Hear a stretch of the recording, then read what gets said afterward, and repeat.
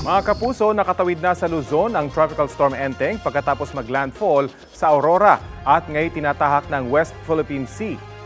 Itinaas ng pag-asa ang Tropical Cyclone Wind Signal No. 2 sa Ilocos Norte, northern portion ng Ilocos Sur, buong Apayao, Abra, northern at western portions ng Kalinga at western portion ng mainland Cagayan, kasama na ang ilang panig ng Babuyan Islands.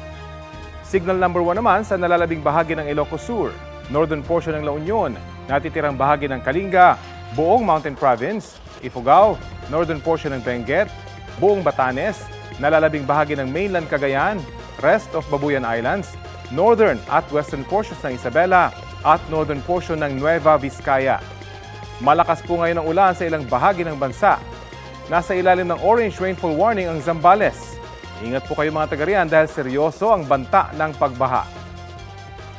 Yellow rainfall warning naman dito po sa Metro Manila, Bataan, Tarlac, Pampanga, Bulacan at Cavite.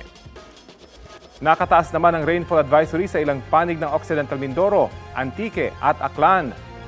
Posible rin ang baha sa mga nasabing lugar. Sa mga susunod na oras, uulanin ng halos buong Luzon. Base sa rainfall forecast ng Metro Weather, posible ang heavy to intense rains sa ilang lugar na maaaring magdulot ng baha o landslide. Makararanas din ng ulan ang ilang panig ng Visayas at Mindanao. Huling namataan ng pag-asa ang sentro ng Bagyong Enteng sa baybaying dagat ng Lawag, Ilocos Norte. Taglay nito ang lakas ng hanging umaabot sa 75 km/h. Sabi po ng pag-asa, posible pang lumakas ang bagyo bilang severe tropical storm mamayang hapon o gabi bago ito lumabas ng Philippine Area of Responsibility. Umaga po bukas. Kapuso, alamin ang maiinit na balita. Bisitahin at mag-subscribe sa GMA Integrated News sa YouTube. Sa mga kapuso abroad, samahan nyo kami sa GMA Pinoy TV at sa www.gmanews.tv.